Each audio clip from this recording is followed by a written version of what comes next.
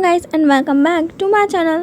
लोगों ने मेरे को इतनी अच्छी स्टोरी सजेस्ट करी, उसके लिए थैंक यू। उसमें से मेरे को एक कमेंट में चुल्लू भर का डाउट है कि वेवशान को हम ट्रांसफॉर्म कर रहे हैं 4 साल के बच्चे के अंदर, जिसे अपने 4 साल की यादें याद है, और वो तब ट्रांसफॉर्म होता है कि जब वेवशान और लैनवांग की मैरिज हो चुकी है। आई थिंक कि मैंने इस कमेंट सही तरीके से पढ़ा है, और अगर मेरे में अब भी समझ नहीं आ रहा तो आप प्लीज़ मेरे को थोड़ा सा एक्सप्लेन करके भेज देना, क्योंकि मेरा दिमाग बहुत छोटा है। FF की तरफ चलते हैं, जिसमें हमारा टॉप लैनवांग है और क्यूट सा बॉटम हमारा वेवशान है।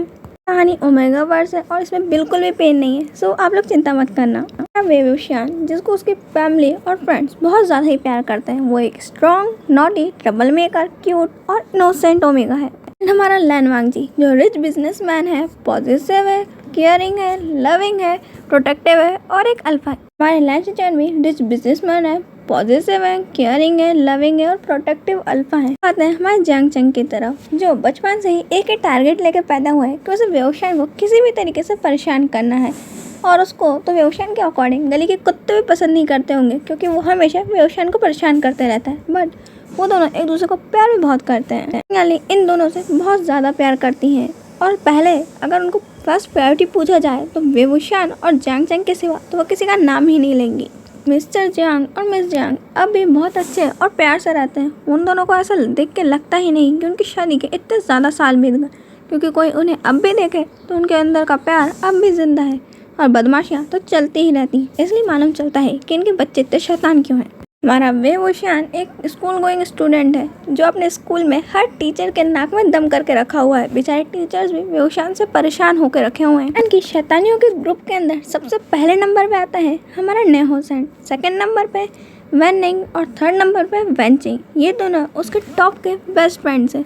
और उसके बाद आता है वेनचाओ और जिनगोंग्याओ। वेनचाओ को ज़्यादातर तो सिर्फ एनिमीज और मांगा ही नजर आती है, वो तो 24 घंटे उन्हीं में घुसा रहता है। और जिनगोंग्याओ, उसको बुक्स के सिवा कुछ नजर नहीं आता, और बुक्स में वो पढ़ाई का छोड़ के हर चीज़ पढ़ सकता है।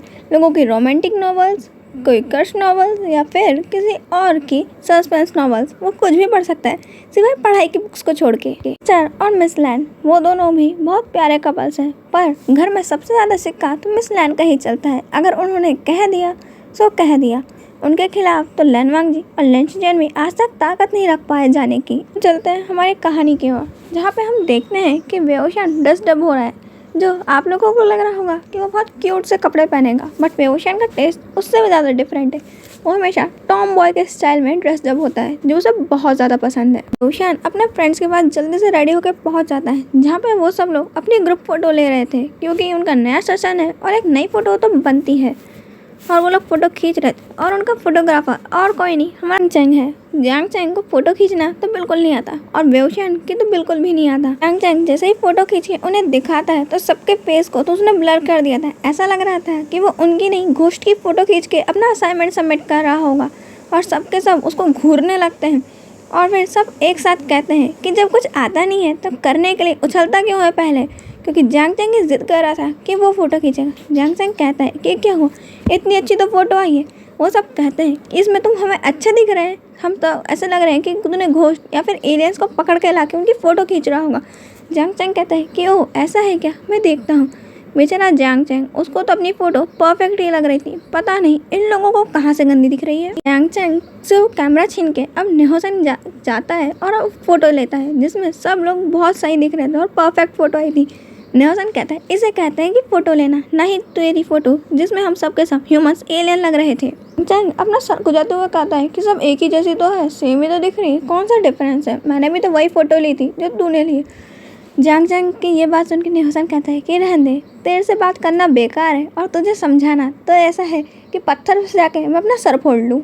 वेवशान और सभी लोग अपने अपने घर पहुंच जाते हैं, और उनके सभी फ्रेंड्स अड़ोस पड़ोस में ही थे, तो किसी को भी ज़्यादा प्रॉब्लम नहीं होती। वेवशान अपने घर पहुंचता है तो वो देखते हैं कि उसकी मदर मिस्टर जियांग पर चिल्ला रही हैं, क्योंकि हमारे मिस्टर जियांग ज़ीरो के गुलाम है, एक तरीके से कहा जाए तो। वह सिर्फ और सिर्फ मिस जियांग की चलती हैं। यहाँ पे मिस्टर जियांग खाना बना रहे थे और सभी बच्चों का टिफ़िन बना रहे थे, जहाँ पे उन्होंने वेवशान का फेवरेट फूड बनाने की जगह पता नहीं क्या ही जली हुई सब्जी बनाई है। उनका सबसे लाडला बेटा तो वेवशान ही है, जिसको उन्होंने कुछ ज़्यादा ही पैम्पर करके रखा हुआ है, जिसके कारण उन सभी को वेओशान का ही फेवरेट फूड खाना पड़ता है, जहाँ पे सिर्फ प्रॉब्लम जांग चैंग को है कि अगर उसे जो पसंद होता है उसके लिए उसे पहले वेओशान से रिक्वेस्ट करनी पड़ती है कि वो मदर को मनाए कि उसका फेवरेट फूड बन सके, नहीं तो हमेशा वेओशान के ही फेवरेट फूड बनते रहेगा और बेचारे जियांग चैंग को वही खाना पड़ेगा। और जियांग यानी कि डोर से एंट्री होती है, जो 2 टिफिन्स लेकर आई हुई थी। उन्होंने बाहर से वेओशान और जियांग चैंग के फेवरेट फूड्स उनके टिफिन में पहले ही रख दिए थे और उन्हें देते हुए कहती है कि तुम लोग यहाँ से पहले ही गायब हो जाओ,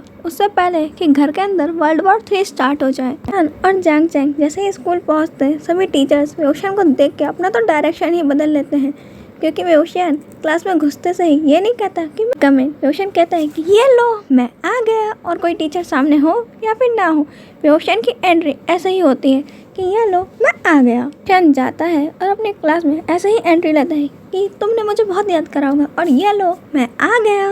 फिर सभी अल्फाज ने तो शायद वेओशान को कुछ ज़्यादा ही याद किया था, और उन लोगों की सीट्स के बाजू में वेओशान के लिए सीट खाली थी, बट वेओशान अपने ग्रुप के साथ जाके अलग ही बैठ जाता है और बेचारे सभी अल्फा का दिल फिर से टूट के चकनाचूर हो जाता है, क्योंकि वेओशान के लिए वो सीट बचाते हैं और वेओशान उनके पास बैठता ही नहीं। उनकी क्लास में टीचर की एंट्री होती है, जो बिल्कुल दबंग स्टाइल में एक फीमेल टीचर एंट्री लेती हैं। आते ही सभी अल्फाज ने उनका नाम तो हॉटी शॉटी भी रख दिया, क्योंकि वो इतनी हॉट लग रही थी क्या ही कहने। बट उन सभी का बैड लक कि वो शादीशुदा हैं और उनकी एक बेटी भी है। इनकी क्लास के अल्फाज लगता है बैड लक लिखवा क्या है कि जिस भी ओमेगा पे नज़र डालते हैं कुछ ना कुछ उनके साथ चल ही रहा होता है। फिर अब सबसे उनकी कॉपीज मांगने लगती है कि लाओ दो हॉलीडे होमवर्क, जो हर टीचर छुट्टियों के बाद अजगर की तरह अपना मुंह फाड़ लेती है और यही मांगती है। वेओशान के ग्रुप में तो ये बातें हो रही थी, क्या कोई हॉलीडे होमवर्क मिला भी था तो हमें अब तक मालूम क्यों नहीं हुआ।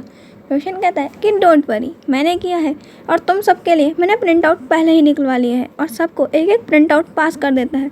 वो सब लोग तो वेओशान के फैन थे, इसीलिए कि हर बार वो लोग पनिशमेंट लेते लेते टक से वापस आ जाते हैं। वेओशान और उनके ग्रुप का नंबर आता है तो उनका तो काम हो जाता है, क्योंकि उन सबका हॉलीडे होमवर्क तो सबमिटेड है। बट अब बारी आती है इस क्लास के सेकंड ग्रुप की, जो वेओशान से राइवलरी निभाने के लिए तो बहुत ज़्यादा फेमस है, और वेओशान के ग्रुप की और उस ग्रुप की लड़ाई होती ही रहती है। इस ग्रुप के अंदर टोटल 7 मेंबर्स हैं। ग्रुप के अंदर फर्स्ट हमारा गियोवानी जो ग्रुप लीडर है और एक अल्फा है, सेकंड पैलेक्स है जो एक ओमेगा है और गियोवानी का बॉयफ्रेंड है। नंबर पे सुइन है जो एक अल्फा है और एक प्ले बॉय है, और उसका बेस्ट फ्रेंड यानी कि किम सुन वो एक ओमेगा है।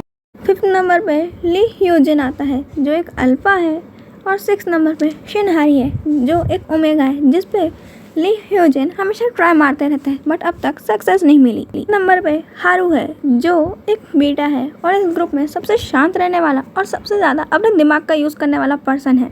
और अब जब टीचर उनकी तरफ घूर के देख रही थी कि तुम्हारा हॉलीडे होमवर्क कहाँ है, बेचारों के चेहरे ऐसे थे कि हमसे क्या मांग रही हो, ये हमारे औकात के बाहर की चीज़ है जो हमारे पास मिलना नामुमकिन है। उनके थोबड़ा देख के ही समझ जाती हैं और वो कहती है कि क्लास के बाहर निकल जाओ और जाके अपना स्थान ग्रहण कर लो। वो कुछ समझ नहीं आता तो वो गुस्से में कहती है कि get out of my class और जाके अपनी पनिशमेंट लो, बेशरम कहेंगे, कुछ होमवर्क कर नहीं सकते। छुट्टियों में तुम लोगों ने करा क्या? कहते हैं कि आराम और चैन से मज़े लिए हैं और चैन से सोते रहे हैं।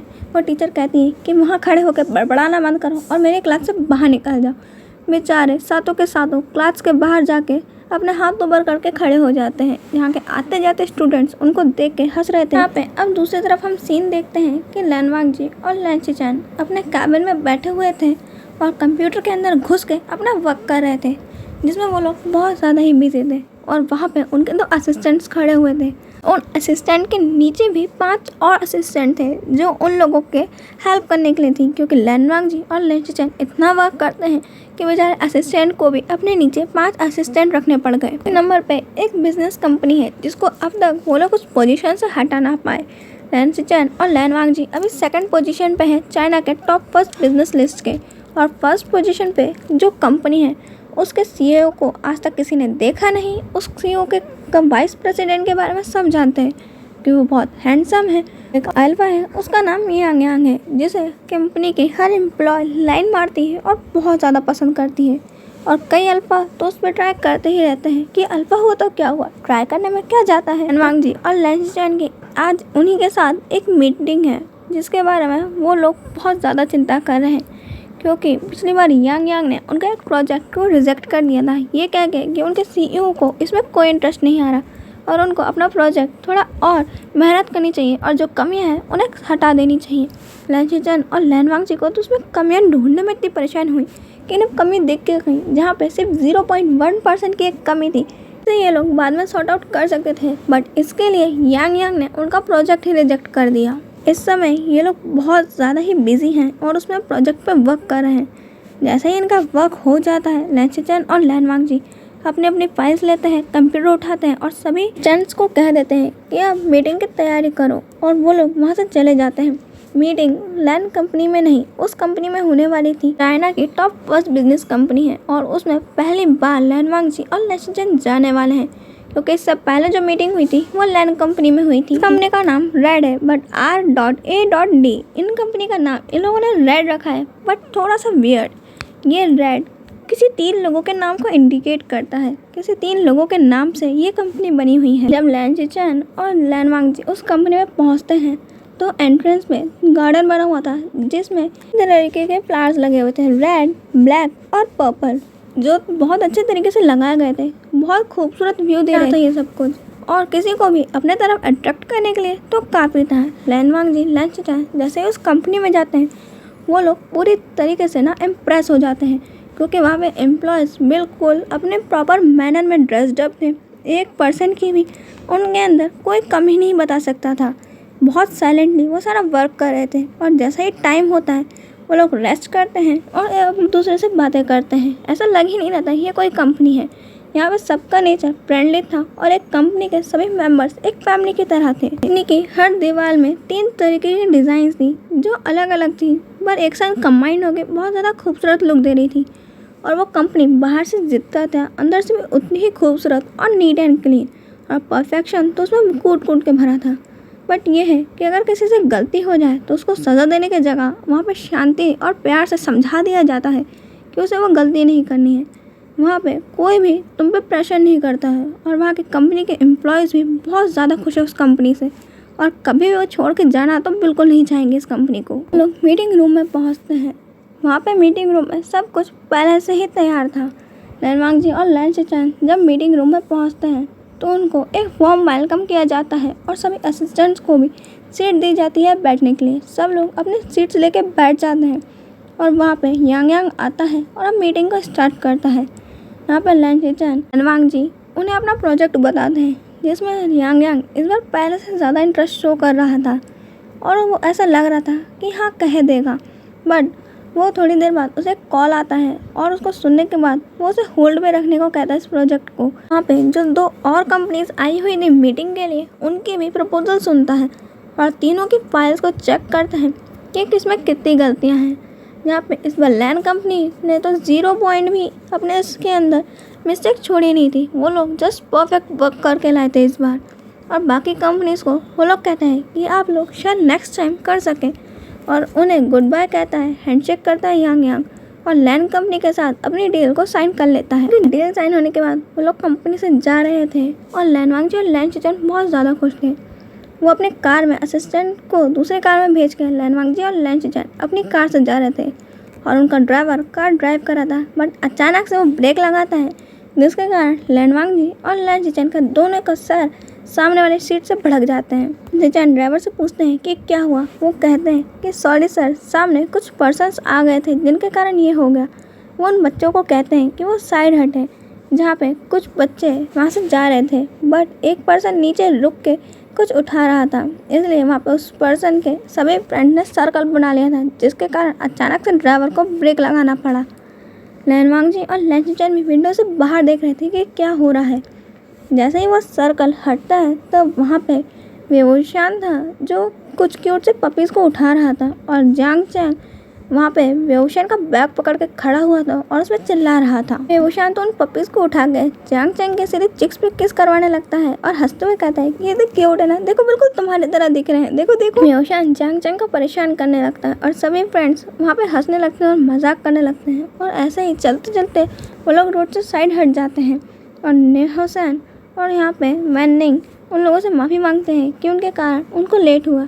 बट यहाँ पे लैन वांगजी और लैन शीचेन के तो जैसे मुंह पर ताला ही लग गया था। बट वो लोग इस बात को ज़्यादा ध्यान नहीं देते और ड्राइवर को कहते हैं कि जल्दी चलो, अब हम लोग को हो गया तुम यहीं पे खड़े रखने चाहते हो, हमें कंपनी में पहुंचना है। वो लोग कंपनी पहुंच जाते हैं और सारा वर्क को संभाल लेते हैं, जहाँ पे अब वो लोग और भी ज़्यादा केयरफुली रेड कंपनी के लिए हर प्रोजेक्ट के लिए खुद से चेक करते थे कि गलती से भी कोई मिस्टेक छूट ना जाए, और हर काम को परफेक्ट करने के लिए उन लोगों ने बहुत ज़्यादा मेहनत की थी। हम यहाँ दूसरा तरफ व्यू देखते हैं कि वेओशान और उसके फ्रेंड्स अपने घर पहुँचते हैं, जहाँ कि वेओशान के घर के अंदर कुछ ज़्यादा ही एनिमल्स थे, क्योंकि वेओशान को जो भी क्यूट सा एनिमल दिखता है या फिर उसे हेल्प की ज़रूरत होती है, वो कोई भी इंजर्ड एनिमल को छोड़ नहीं सकता। और उस पपी के भी पैर में चोट लगी हुई थी, तो वेओशान उसको भी घर पे ले आया और उसकी भी केयर करके उसको अपने गार्डन में छोड़ दिया, जहाँ पे पहले से ही एक किटन, रैबिट और पैरोट भी एनिमल्स थे, जिनको वेओशान ऐसे ही रखा हुआ था। और जब वो लोग ठीक हो जाते थे, कई खुद से चले जाते थे और कई वेओशान के प्यार के कारण वेओशान के साथ ही रह जाते थे। चैंग को तो ऐसा लगता है कि वो घर में नहीं एक जू में रहता है, जहाँ पे वेओशान को उसकी मदर बिल्कुल मना नहीं करती है इन सभी एनिमल्स को लाने के लिए, क्योंकि वेओशान की मदर यानी कि मिस जियांग को भी ये सब कुछ बहुत पसंद है। उनको भी अगर कोई एनिमल इंजर्ड मिल जाए तो उन्हें घर ले आती हैं, और ये हमेशा से वो ऐसा करते ही हैं। शायद मिस जियांग की ही ये आदत वेओशान के अंदर आ गई है, और इसलिए दोनों माँ बेटों को कोई परेशानी नहीं। मिस्टर जियांग और जियांग चैंग को एनिमल से बहुत ज़्यादा परेशानी है। उनको तो लगता है कि वो घर के अंदर नहीं जू में रहते हैं, कि जहाँ पे बेचारों को उन एनिमल्स की भी केयर करनी पड़ती है। उन्हें वो एनिमल्स क्यूट लगते हैं, बट जब तक उन्हें उनके लिए कुछ मेहनत ना करना पड़े, क्योंकि वो एनिमल्स वेओशान और मैडम यू के जाते ही उन्हें तो इतना ज़्यादा परेशान करते हैं कि क्या ही कहने, और उनके आते इतने क्यूट बनते हैं कि उनसे मासूम तो कोई इस दुनिया में हो ही नहीं सकता। मुझे इसका नाम सजेस्ट कर सकते हैं। तो आज के लिए इतना ही, हम मिलेंगे नेक्स्ट पार्ट में। बाय।